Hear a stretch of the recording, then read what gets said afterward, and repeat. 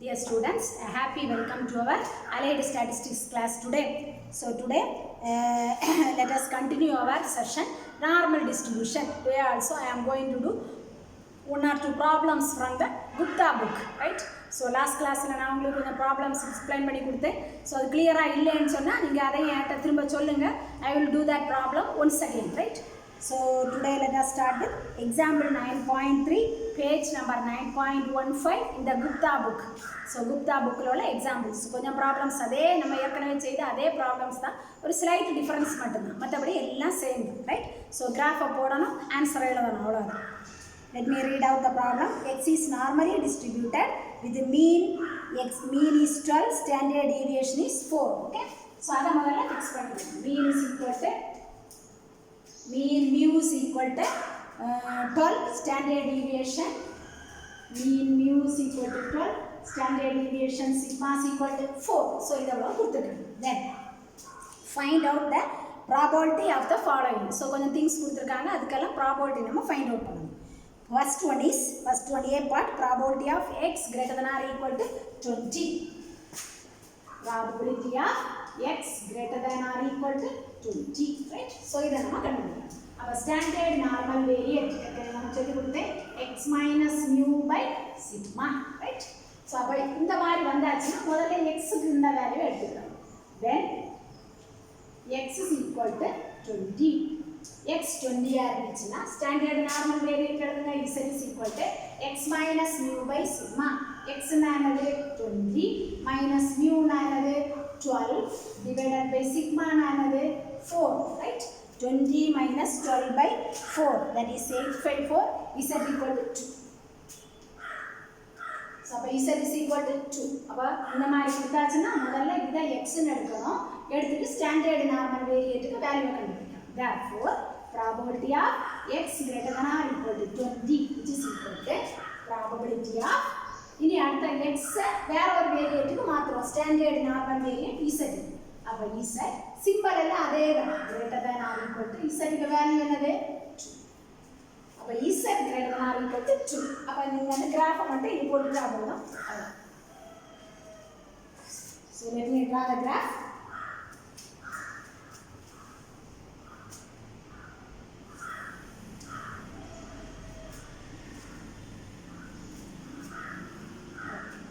சென்டர்ல இருந்து இந்த ஒரு லைனை போட்டுக்கிடணும். that is x is equal to mu, z equal to 0. சரியா? இனி நமக்கு z க்கு வேல்யூ என்னன்னு பாருங்க. z is equal to 2. இது z equal to 0, இங்க 1 இருக்குறா, இந்த இடத்துல 2 வெச்சுக்கோ. z equal to 2. z equal to 2 க்கு கரஸ்பாண்டிங்கா x க்கு என்ன வேல்யூன்னு பாருங்க. x is equal to 20. அதையும் போடுங்க. x equal to 2. சரி, நம்ம எதை ஃபைண்ட் அவுட் பண்ணனும் பாருங்க. probability of z greater than or equal to 2. z க்கு value greater than or equal to 2. இது 2 க்கு மேலேனா அந்த பக்கம். அப்ப இத ஒரு லைனை போட்டுக்கோங்க. So we want to find out this. Right? So இத நம்ம கண்டுபிடிக்கணும். So அப்ப இத கண்டுபிடிக்கணும்னா இந்த பாயிண்ட்ல இருந்து ஆரம்பிச்சு அங்க மீதி எண்ட் வரைக்கும் டோட்டல் வேல்யூ எவ்வளவு 0.5. So இந்த பாயிண்ட்ல இருந்து ஆரம்பிச்சு இங்க வேல்யூ எவ்வளவு 0.5. So total add பண்ணும்போது 1 வரும். இந்த பக்கம் 0.5, அந்த பக்கம் 0.5, டோட்டலா 1. ஓகே. சோ அப்ப நமக்கு வேண்டிய ஏரியாவை பாருங்க. அந்த பக்கம் z is equal to 2. மொத்தமா அந்த பாதிக்கு மீதி எல்லாம் எவ்வளவு 0.5. சரி. மொத்தமா 0.5. நம்ம கண்டுபிடிக்க வேண்டியது அந்த பக்கம். அப்ப நீங்க என்ன செய்வீங்க? மொத்தம் 0.5 இந்த ஏரியாவுல அப்படியே சப்ட்ராக்ட் பண்ணிட்டா எங்க இருந்து எங்க வரை சப்ட்ராக்ட் பண்ணனும்? 0 ல இருந்து 2 வரைக்கும் subtract. So probability of 0 less than or equal to z less than or equal to 2. அவ்வளவுதான்.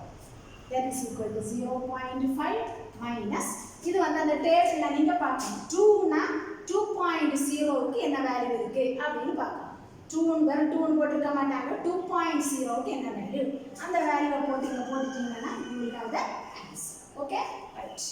Then next one is probability of x less than or equal to 20.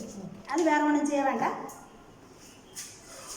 probability of x less than or equal to 20. நம்ம greater than or equal to calculate பண்ணியிருக்கோம். x greater than or equal to 20. அப்ப less than or equal to 1 minus probability of x greater than or equal to 20 போட்டுட்டோம்னா அந்த answer.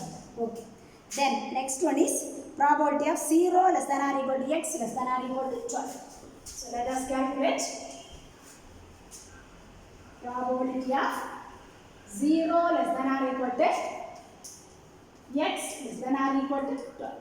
So அப்ப இங்க ரெண்டு தடவை நீங்க standard normal வேரியேட்டுக்கு calculate பண்ணணும். when x is equal to 0 இந்த வேல்யூ எடுக்கும்போது z கண்டுபிடிங்க 0 minus 12 by 4 which is equal to minus 3, right? Then அடுத்து when x is equal to இந்த value x is equal to 12, z is equal to 12 minus 12 by 4, அப்போ z is equal to 0, right? அப்போ நம்ம கண்டுபிடிக்க வேண்டிய probability of 0 less than or equal to x less than or equal to 12 which is equal to probability of x is equal to 0 னா z க்கு என்ன value பாருங்க minus 3 less than or equal to z less than or equal to x is equal to 12 னா z க்கு value என்னன்னு பாருங்க minus 3 less than or equal to z less than or equal to 0 அது நம்ம கண்டுபிடிக்கணும். So let us have the figure first. figure போட்டுட்டீங்கன்னா ரொம்ப easy, வேற ஒண்ணும் இல்லை, easy. x is equal to mu z is equal to 0, right? அடுத்து இங்க முதல்ல z is equal to 0 னா x is equal to 12, அப்ப அந்த mu க்கு வேல்யூ அதே தான் 12, right? then x is equal to 0 அப்படினு சொல்லும்போது z is equal to minus 3 இந்த பக்கம், இது z equal to 0, அப்ப z is equal to minus 3 அங்க போகாது இங்க போகும், right? z is equal to minus 3. Okay போட்டாச்சு. நமக்கு எங்க இருந்து எங்க வேணும் பாருங்க, probability of minus 3 less than or equal to z less than or equal to 0, minus 3 less than or equal to z less than or equal to 0.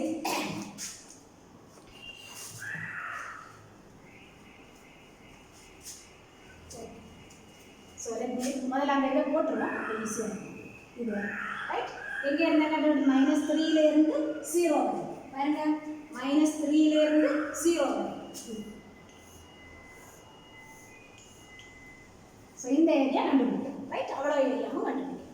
So அப்போ யூஸ்வலாக நான் சிமிட்ரி நார்மல் டிஸ்ட்ரிபியூஷன் சிமிட்ரிக்கல் உங்களுக்கு சொல்லி கொடுத்துருக்கேன். ஏன்னா mean median mode எல்லாமே same value தான் வரும், அதனால சிமிட்ரிக்கல். அப்போ நான் மைனஸ் வரக்கூடியவை நம்ம ஈஸியாக அந்த டேபிளில் வேல்யூ பார்க்குறதுக்கு வசதியாட்ட மாற்றிக்கணும். Probability of 0 less than or equal to z less than or equal to minus இந்த சைடில் உள்ளது அந்த சைடு, ஏன்னா சிமிட்ரி இங்கே கேல்குலேட் பண்ணாலும் சரி தான், அந்த பக்கம் கேல்குலேட் பண்ணாலும் சரி தான், வேல்யூ எல்லாம் சேமாக தான் வரும். ஸோ அப்போ இது நீங்கள் டேபிளில் எதுக்கு பார்க்கணும், 3.0க்கு பார்க்கணும்.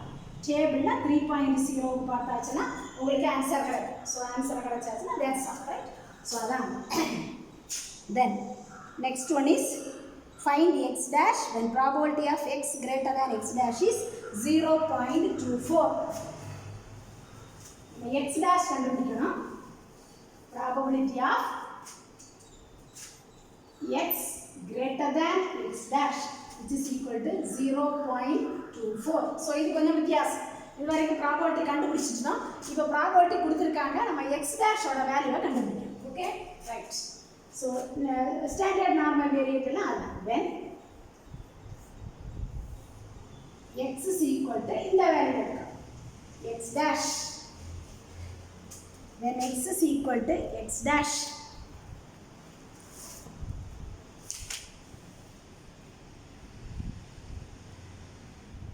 okay, when x is equal to x dash இது வரைக்கும் இங்க வேல்யூ இருக்கும், அந்த value x is equal to 12 ஏதோ ஒரு வேல்யூவை போட்டு ஸ்டாண்டர்ட் நார்மல் வேரியேட் கால்குலேட் பண்ணுவோம். இந்த வேல்யூ இல்லை, x dash இருக்கு. அப்போ இந்த ஸ்டாண்டர்ட் நார்மல் வேரியேட் எடுங்க, z is equal to x, x க்கு பதிலா என்ன இருக்கு x dash மைனஸ் mu க்கு பதிலா என்ன இருக்கு 12 டிவைடட் பை சிக்மா க்கு பதிலா என்ன இருக்கு 4, ரைட்? ஸோ இதை நம்ம ஒரு ஏதோ ஒரு வேல்யூ சும்மா நமக்கு வசதிக்காக ஒரு z1 அப்போ z is equal to z1 படைச்சாச்சு, x is equal to x dash. அப்போ இனி ப்ராபபிலிட்டி என்னங்க, probability of x greater than x dash is equal to அது கொடுத்துருக்காங்க 0.24, அதை எடுத்துக்கணும். ப்ராபபிலிட்டி ஆஃப் x க்கு பதிலா என்ன போடணும் z greater than x க்கு x dash போடும்போது z க்கு வேல்யூ என்னது z1, இல்லைன்னா அந்த ஃபுல் வேல்யூவே எழுதணும், அதுக்கு பதிலா நம்ம ஷார்ட் ஃபார்ம் ஆட்டு ஒரு z1 0.4, right? So இதில் மைனஸ் z1 போட்டு நீங்கள் எழுதலாம், ப்ராப்ளம் இல்லை. மைனஸ் போட்டாலும் ப்ளஸ் போட்டாலும் ஏதோ ஒரு சிமிட்ரி தான், அதனால அந்த சைடில் வர இந்த சைடில் வர எதுவாக இருந்தாலும் ப்ராப்ளம் இல்லை, ரெண்டுமே சேம். நீங்கள் மைனஸ் z1 போட்டு எழுதலாம், ப்ளஸ் z1 போட்டு எழுதலாம்.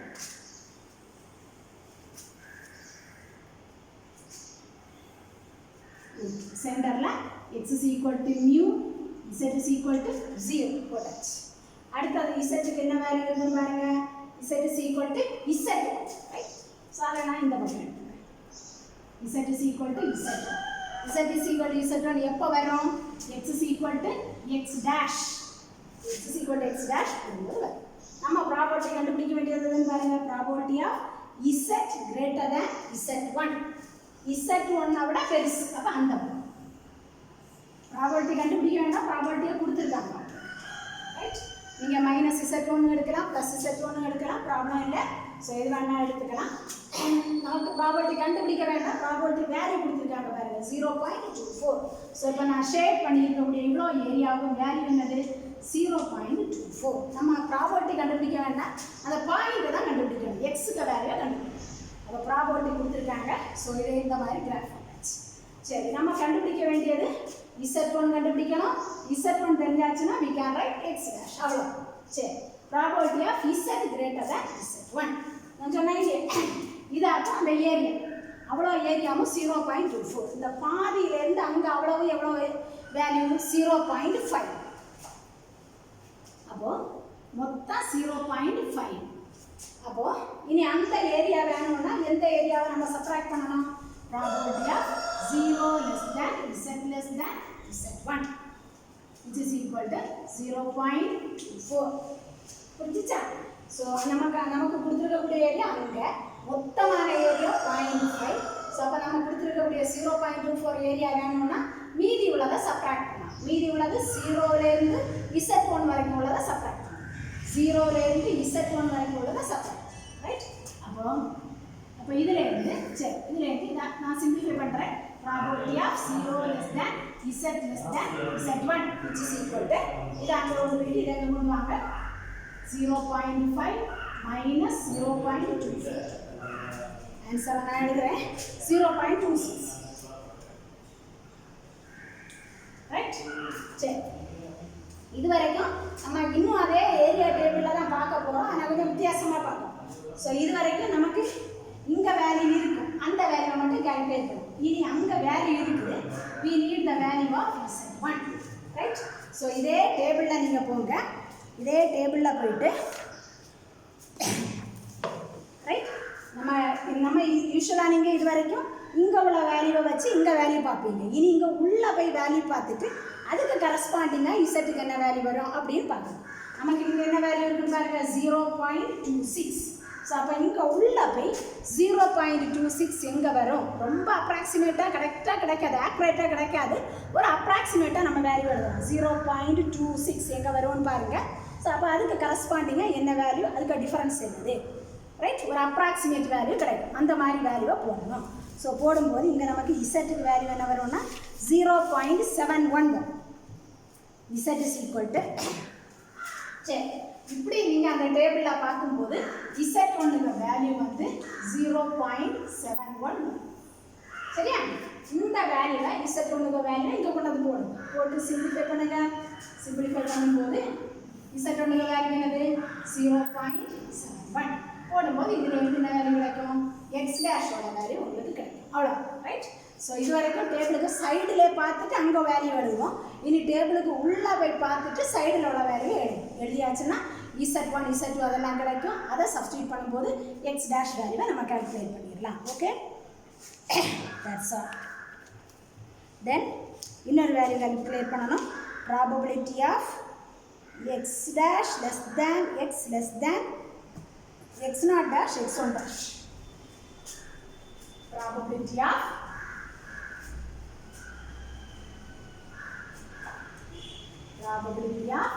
x naught dash less than x less than x1 dash. So இதுக்கு முன்னாடி உள்ளதில் ஒன்று மட்டும் தான் கால்குலேட் பண்ணோம், இங்கே வந்து ரெண்டு வேல்யூ கால்குலேட் பண்ணோம், ரைட்? ஸோ இன்னொரு இது கூட கொடுத்துருக்காங்க, அதை சிம்பிளிஃபை பண்ணாலும் இதே தான், சேம் ரிசல்ட் தான் வரும். ஸோ ஒன்றே ஒன்று மட்டும் நம்ம வச்சு செய்வோம்.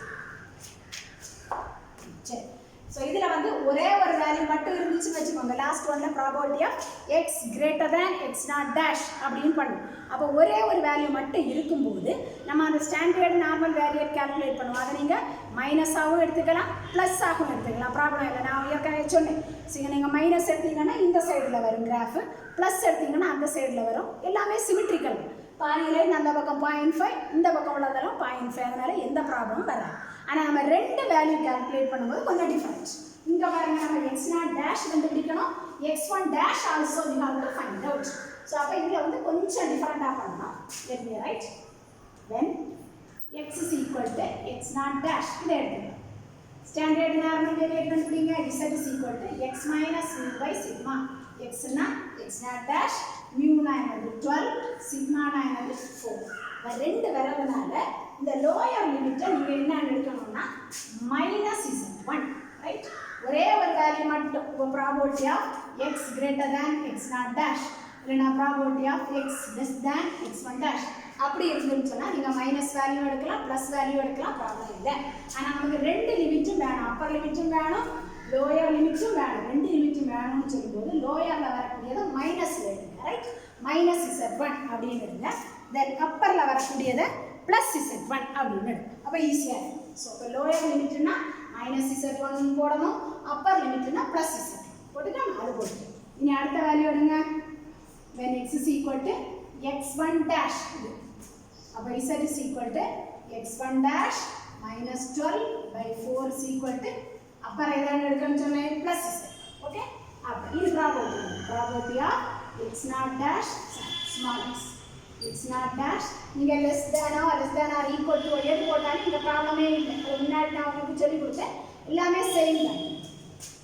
x less than x1 dash which is equal to probability of x naught டேஷ்னா நமக்கு வேல்யூ என்ன வந்துருக்குன்னு பாருங்க. z-க்கு minus z1 less than z less than x1 டேஷ்னா z-க்கு என்ன வந்துருக்குன்னு பாருங்க. அப்போ மைனஸ் z1லேருந்து ப்ளஸ் z1 வரைக்கும் நம்ம கண்டுபிடிக்கணும், ரைட்? ஸோ இதே கிராஃப்லேயே போட்டுடலாம்.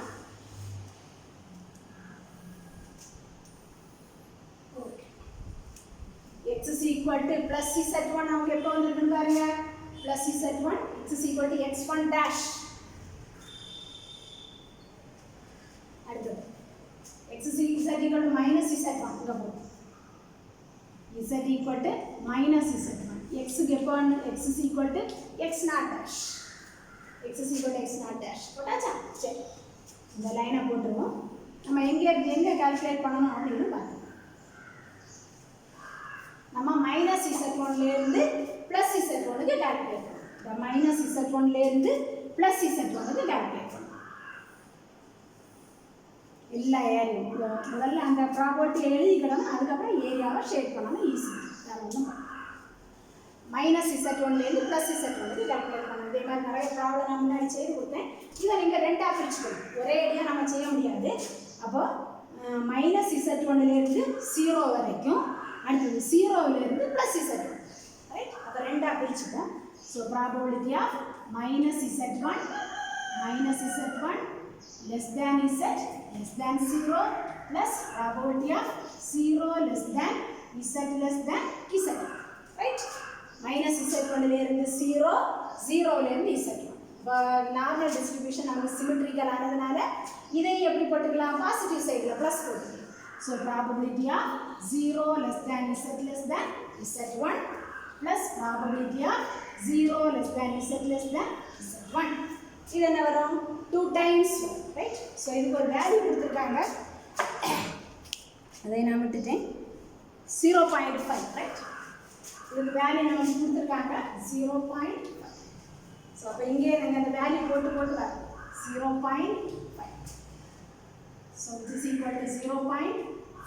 0.5. This is equal to 0.5. Right? So about 2 times this is equal to 0.5. So அப்போ அதில் இருந்து இனி அந்த டேபிள் எடுத்து நமக்கு வேல்யூ எடுத்துட வேண்டியது. So 2 times probability of 0 less than z less than z1 0.5. Right? So அப்போ இதை சிம்பிளிஃபை பண்ணிங்கன்னா ப்ராபபிலிட்டிக்கு வேல்யூ வரும். அப்புறம் அந்த டேபிளில் நான் சொன்ன மாதிரி நீங்கள் போய் வேல்யூவை பார்த்துக்கணும் டேபிள், ரைட். ஸோ அப்போ டேபிளில் நீங்கள் போய் வேல்யூ பார்த்தீங்கன்னா நமக்கு Z1க்கு வேல்யூ உங்களுக்கு கிடைக்கும். புக்கில் அந்த ஆன்சர் இருக்குது, கரெக்டாக பார்த்துக்கோங்க. இப்போ Z1க்கு வேல்யூ கிடைச்சாச்சுன்னா இங்கே கொண்டு வந்து போட்டோம். இதில் போட்டிங்கன்னா என்ன கிடைக்கும்? x0 டேஷ் கிடைக்கும். Z1 வேல்யூ இங்கே கொண்டு போட்டிங்கன்னா x1 டேஷ் வேல்யூ கிடைக்கும், ரைட். ஸோ அவ்வளோ அந்த x0 டேஷ் கண்டுபிடிக்கணும், x1 டேஷும் கண்டுபிடிக்கணும். That's all. Next one is இதே மாதிரிப்பட்ட ப்ராப்ளம் தான் இனி மீதி உள்ள ப்ராப்ளம். ஸோ அதனால் அந்த ஷார்ட் ஃபார்மில் அந்த ஒரு என்ன சொல்ல ஒரு ஸ்டெப் ப்ராப்ளம் மாதிரி வருது, அதை நான் உங்களுக்கு எக்ஸ்பிளைன் பண்ணி கொடுக்குறேன். இப்போ உங்களுக்கு ரொம்ப ஈஸியாக இருக்கும். The mean yield for 1 acre plot is 662. மீன் கொடுத்துருக்காங்க. with standard deviation 32. So standard deviation கொடுத்துருக்காங்க. assuming normal distribution, how many 1 acre plots in a batch of 1000 plots? அப்போ 1000 plotsக்கு நம்ம கண்டுபிடிக்கணும். மொத்தமாக உள்ள plots எவ்வளவு? would you expect? Okay, 1000 plots. would you expect to have yield over 700 kilos? So அப்போ அதில் வேறு ஒன்றும் இல்லை, அதில் probability of yield over 700 kilos. அப்போ நீங்கள் கண்டுபிடிக்க வேண்டியது probability of x greater than 700. அவ்வளோதான். இதுக்கு என்ன செய்யணும்? x is equal to 700 எழுதணும். Standard normal வேரியேட் z is equal to என்னன்னு கண்டுபிடிக்கணும். அப்போ probability of x greater than 700 அப்படின்னு சொன்னால் z-க்கு வேல்யூ வந்து 1.19. probability of z greater than 1.19 அதை போடணும். போடும்போது நமக்கு ஒரு ஆன்சர் கிடைக்கும். நமக்கு வந்து இதில் வந்து ஸ்டெப் ப்ராப்ளம். ஸோ ஒரு ப்ராப்ளம் கண்டுபிடிக்கிறதுக்கு நம்பர்லாம் கால்குலேட் பண்ண சொல்லியிருக்காங்க. அப்போ ப்ராபபிலிட்டியை கண்டுபிடிச்சதுக்கப்புறம் எத்தனை நம்பர் ஆஃப் பிளாட்ஸ் இருக்குன்னு பாருங்கள். 1000 நம்பர் ஆஃப் பிளாட்ஸ் 1000 கொண்டு மல்டிப்ளை பண்ணியாச்சுன்னா நமக்கு ஆன்சர் கிடைக்கும். இது வரைக்கும் நம்ம செய்த ப்ராப்ளம்லாம் ப்ராபபிலிட்டி மட்டும் கண்டுபிடிக்கிறது. இதில் அப்படி இல்லை, இத்தனை நம்பர் ஆஃப் பிளாட்ஸுக்கு கண்டுபிடிங்க. அப்போ 1000 மல்டிப்ளை பண்ணும். Okay, that's all. Then below 650. So probability of x less than 650. less than or equal to less than எது வேணாலும் போடணும். இதை கண்டுபிடிக்கணும். இதுவும் அதே மாதிரி தான். x is equal to 650 போடணும். போடும்போது ஸ்டாண்டர்ட் நார்மல் வேரியேட் வரும். Standard normal வேரியேட் z is equal to -0.38 வரும். ஸோ அதை போட்டாச்சுன்னா படத்தை போடும்போது உங்களுக்கு அந்த ப்ராபபிலிட்டி வேல்யூ கிடைக்கும். மொத்த நம்பர் ஆஃப் பிளாட்ஸ் வந்து 1000. அப்போ 1000 கொண்டு மல்டிப்ளை பண்ணும்போது நமக்கான ஆன்சர் கிடைக்கும். தென் what is the lowest yield of the best 100 plots? அப்போ best 100 plotsக்கு lowest yield என்னது? நம்பர் கேட்கல, yield கேட்டிருக்காங்க. அப்போ இது வந்து கொஞ்சம் டிஃபரன்ஸ். best 100 plotsக்கு yield எவ்வளவு அப்படின்னு கேட்குறாங்க. ஸோ அப்போ அதை வந்து நம்ம ஒரு x1 அப்படின்னு எடுக்கணும். let x1 be the lowest yield. x1 be the lowest yield. அப்போ நம்ம கண்டுபிடிக்க வேண்டியது probability of x greater than x1. ஏன் x greater than x1? x1 வந்து lowest, x less than போடக்கூடாது, greater than lowest. இது வந்து என்ன சொல்லியிருக்காங்க நமக்கு? Best 100 plots. மொத்தம் பிளாட்ஸ் எவ்வளவு? 1000. அதில் பெஸ்ட் எவ்வளவு? 100. இந்த வேல்யூவை கண்டுபிடிக்கும், ரைட். ஸோ போட்டுட்டு நம்ம கேல்குலேட் பண்ண வேண்டியது என்னது? அப்போ ப்ராபபிலிட்டி இதில் நமக்கு கொடுத்துருக்காங்க. we need the value of x1. இப்போ நான் செய்து கொடுத்தேன் இல்லையா, அதே மாதிரி x is equal to x1 அப்படின்னு எடுக்கணும், right. x is equal to x1 அப்படின்னு எடுக்கணும். தென் calculate the standard normal variate. ஒன்றே ஒன்று தான் நம்ம இங்கே கண்டுபிடிக்கணும். அதனால நீங்கள் ப்ளஸ் z1 எடுத்துக்கலாம், மைனஸ் z1 எடுத்துக்கலாம், நோ ப்ராப்ளம். ஏதோ ஒன்று எடுங்க, கிராஃபை போடுங்க. கிராஃபை போடும்போது உங்களுக்கு ஆன்சர் கிடைக்கும். z1க்கு வேல்யூவை அங்கே இருந்து பார்த்து எழுதணும். அதுலேருந்து x1 கண்டுபிடிச்சிடலாம். இது மல்டிப்ளை பண்ண வேண்டாம், ரைட். ஸோ நம்பர் கேட்கும்போது தான் டோட்டல் நம்பர் எவ்வளோ கொடுத்துருக்காங்களோ அதை வச்சு நம்ம மல்டிப்ளை பண்ணணும். ஸோ இதை நம்ம மல்டிப்ளை பண்ண வேண்டிய அவசியம் இல்லை. Okay, then another problem. இதே மாதிரி தான் இன்னொரு ப்ராப்ளம். எல்லா ப்ராப்ளமும் இதே மாதிரி தான் வரும். ஸோ நீங்கள் அதை செய்து பாருங்கள். ஏதாவது டவுட் இருந்தால் திரும்பவும் கூட நான் எக்ஸ்பிளைன் பண்ணி கொடுக்குறேன், right. The local authorities in a certain city install 10,000 electric lamps. So ஒரு இடத்துல ஒரு 10,000 லேம்ப்ஸை வந்து அவங்க இன்ஸ்டால் பண்ணுறாங்க. then if these lamps have an average life of average மீன் கொடுத்துருக்காங்க, then standard deviation இத்தனை hours கொடுத்துருக்காங்க. assuming normality what number of lamps might be expected to fail in the first 800 burning hours. Fail in the first 800 burning hours. So அப்போ நம்ம கண்டுபிடிக்க வேண்டியது மொத்தம் 10,000 electric lamps இருக்கு. முதல்ல நம்ம கண்டுபிடிக்க வேண்டியது probability of x less than 800. ஏன் லெஸ் தேன் போடுறேன், எக்ஸ் கிரேட்டர் தேன் 800 போடாமல் லெஸ் தேன் போடுறேன்? பல்ஸ் வந்து ஃபெயில் ஆகிறது, பாஸ் ஆகிறது இல்லை, ஃபெயில் ஆகிறது. அப்போ லெஸ் தேன் 800 போடணும். Probability of x less than 800. Standard normal variate எழுதுங்க, மீனுக்கு வேல்யூவை போடுங்க, ஸ்டாண்டர்ட் டிவியேஷனுக்கு வேல்யூவை போடுங்க. போடும்போது நமக்கு என்ன கிடைக்கும்? இசட்டுக்கு வேல்யூ கிடைக்கும். Z is equal to -1. அப்போ probability of x less than 800னா probability of z less than -1. கிராஃபை போடுங்க, ஒரு ப்ராபபிலிட்டி வேல்யூ கிடைக்கும். இதில் நம்பர் நம்ம கண்டுபிடிக்கணும். டோட்டல் நம்பர் ஆஃப் லேம்ப்ஸ் எவ்வளவு? 10,000. அப்போ கிடைக்கக்கூடிய ஆன்சரை 10,000 கொண்டு மல்டிப்ளை பண்ணலாம். Okay, then second part is between 800 and 120 burning hours. Number of bulbs, the நம்ம லைட் எரியதுக்கு ஃபெயில் ஆகாது. between 800 less than x less than 1200. 800 less than x less than 1200 burning hours. இந்த ப்ராப்ளத்தை கண்டுபிடிக்கணும். முதல்ல x is equal to 800 எடுக்கணும். Then calculate the standard normal variate எவ்வளவு வரும்னு கண்டுபிடிங்க. Then x is equal to 1200. Standard normal variate calculate பண்ணுங்க. Then probability கண்டுபிடிங்க. Probability கண்டுபிடிச்சிட்டு நமக்கு நம்பர் கேட்டிருக்காங்க. அப்போ டோட்டல் நம்பர் வந்து மல்டிப்ளை பண்ணணும். 10,000 டோட்டல் நம்பர், அதால் மல்டிப்ளை பண்ண ஆன்சர் கிடைக்கும். ஓகே, அது முடிஞ்சாச்சு. After what period of burning hours would you expect that 10% of lamps would fail? So எத்தனை மணி நேரத்துக்கு பிறகு 10,000 நம்பர் ஆஃப் லேம்ப்ஸ் கேட்கல, நம்பர் ஆஃப் ஹவர்ஸ். நமக்கு probability normal distribution number of lamps. ஆனால் இங்கே கொஞ்சம் வித்தியாசமாக கேட்டிருக்காங்க. 10% ஆஃப் த லேம்ப்ஸ் வந்து ஃபெயில் ஆகிறதுக்கு எவ்வளோ நேரம் ஆகும், ரைட்? அப்போ நம்ம அதை x1 அப்படின்னு எழுதணும். Let x1 be the number of hours. Let x1 be the number of hours that 10% of the lamps would fail, right? அப்போ நீங்கள் எப்படி எழுதணும்னா probability of x less than x1 which is equal to 10%, right? Probability of x less than, okay, x1 is equal to 10%. 10%னா 10/100 போடுங்க, அதை simplify பண்ணிக்கோங்க. அப்போ probability கொடுத்துருக்காங்க. நம்ம கால்குலேட் பண்ண வேண்டியது என்னது? x1க்கு வேல்யூவை கால்குலேட் பண்ணணும், ரைட்? ஸோ அப்போ x1க்கு வேல்யூவை கால்குலேட் பண்ணுறதுக்கு standard x is equal to x1 எடுக்கணும். Calculate the standard, right? Standard normal வேரியேட். So ஒன்றே தான் இருக்குது. அப்போ அதனால் நீங்கள் +z1 எடுக்கலாம், -z1 எடுக்கலாம், ப்ராப்ளம் இல்லை. ஸோ அப்போ நான் இப்போ போர்ட்டில் செய்து கொடுத்தேன் இல்லையா, அதே மாதிரி ப்ராபபிலிட்டி வேல்யூ கொடுத்துருக்காங்க. அப்போ இந்த லெஃப்ட் சைடை மட்டும் சிம்பிளிஃபை பண்ணிவிட்டு இந்த இடத்துல ஒரு z1 வரும். z1க்கு வேல்யூவை கால்குலேட் பண்ணணும், ரைட்? ஸோ z1க்கு வேல்யூவை கால்குலேட் பண்ணியாச்சுன்னா ஸ்டாண்டர்ட் நார்மல் வேரியேட்டில் கொண்டு போடும்போது you will have the value for x1 கிடச்சாச்சு. Then 10% of the lamp would be still burning.